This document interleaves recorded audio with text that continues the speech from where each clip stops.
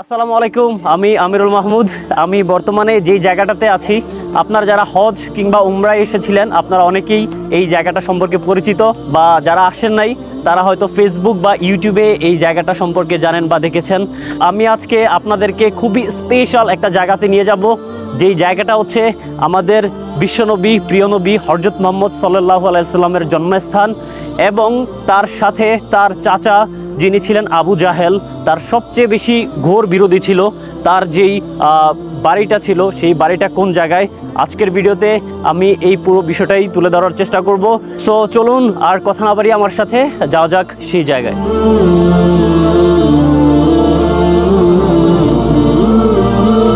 তো দর্শক, আমরা চলে আসছি সেই জায়গাতে যেই জায়গাতে আমাদের প্রিয় নবী হযরত মুহাম্মদ সাল্লাল্লাহু আলাইহি সাল্লাম জন্মগ্রহণ করেছিলেন 570 খ্রিস্টাব্দে কুরাইশ বংশে 12 রবিউল আউয়াল আমাদের প্রিয় নবী হযরত মুহাম্মদ সাল্লাল্লাহু আলাইহি সাল্লাম ঠিক এই যে এই পাশে যে ক্রিম কালার যে ঘরটা দেখতে পাচ্ছেন, ঠিক এই স্থানটাতেই আমাদের প্রিয় নবী হযরত মুহাম্মদ সাল্লাল্লাহু আলাইহি সাল্লাম মা আমেনার উদরে জন্মগ্রহণ করেছিলেন।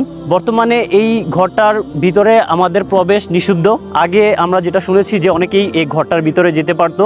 বর্তমানে এই ঘরটাকে একটা লাইব্রেরি হিসাবে সংস্করণ করা হয়েছে, যেখানে রয়েছে বিভিন্ন হাদিস এবং কিতাব। আমার প্রিয় নবী হযরত মুহাম্মদ সাল্লাল্লাহু আলাইহি সাল্লাম যেই ঘরটাতে ছিলেন ওইটাতে এখন লাইব্রেরি করা হয়েছে। আর এই লাইব্রেরি করার একটাই কারণ ছিল, যেখান থেকে হচ্ছে জ্ঞান প্রসারিত হবে, জ্ঞানের আলো প্রসারিত হবে।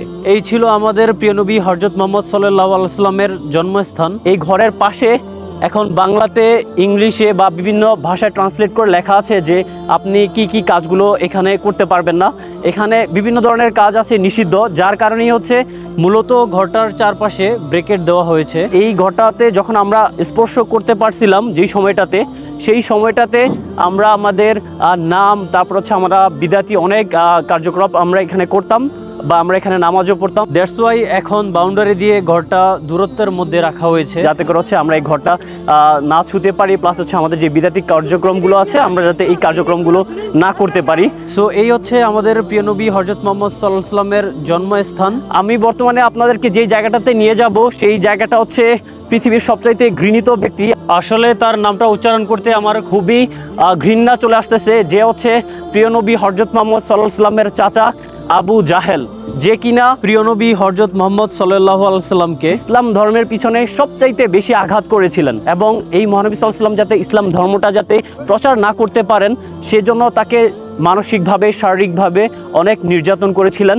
এই যে WC লেখা যে ওয়াশরুম বা টয়লেটটা দেখতে পাচ্ছেন, ঠিক এইখানেই ছিল আবু জাহেলের বাড়িটা। ধরতে গেলে আমরা বলতে পারি যে উঠানে উঠানে ছিল, যে উঠানের মানুষ।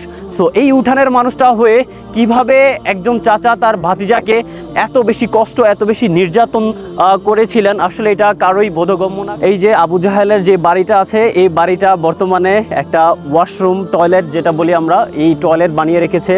আর এটার একমাত্র যেটা কারণ হচ্ছে, সে যখন পৃথিবীতে ছিল তখন সে ঘৃণিত যে কাজগুলো করেছিল, যার কারণেই আজকে তার এই বাড়িটাকে টয়লেট হিসাবে মানুষ ব্যবহার করতেছে। সো আসলে এটা থেকে আমাদের একটা শিক্ষণীয় বিষয় হচ্ছে, আপনি যদি পৃথিবীতে যদি ভালো কাজ করেন তাহলে আপনাকে মানুষ স্মরণ করবে কিভাবে, যেটা দেখেছেন মহানবী হযরত মুহাম্মদ সাল্লাল্লাহু আলাইহি সাল্লামের বাড়িটাকে একটা লাইব্রেরি হিসাবে করে রাখা হয়েছে। আর এই আবু জাহেল খারাপ কাজ করার কারণে তার বাড়িটাকে আজকে টয়লেট বানিয়ে রাখা হয়েছে। সো পৃথিবীতে যতদিনই বেঁচে থাকবেন ট্রাই করবেন ভালো কাজের সাথে বেঁচে থাকতে, যাতে করে হচ্ছে মৃত্যুর পরেও মানুষ আপনাকে সুন্দর মর্যাদা দিয়ে আপনাকে এই পৃথিবীর মানুষগুলো ভালোবাসতে পারে। আজকের ভিডিওটা কেমন লাগলো অবশ্যই জানাবেন, আর পারলে ভিডিওটা শেয়ার করার অনুরোধ রইল। আর যারা উমরা বা হজে আসবেন তারা তো অবশ্যই এই জায়গাটাতে ভিজিট করতে আসবেন। আর যাদের আল্লাহ পাক এখনো পর্যন্ত তৌফিক দেয় নাই, আল্লাহর কাছে দোয়া রইল আল্লাহ যাতে তাদেরকে তৌফিক দিয়ে আল্লাহর এই পবিত্র জায়গাতে যাতে তাদেরকে আল্লাহ কবুল করেন। ইনশাল্লাহ পরবর্তী কোনো ভিডিওতে, পরবর্তী কোনো ইসলামিক জায়গায় আবারও দেখা হবে।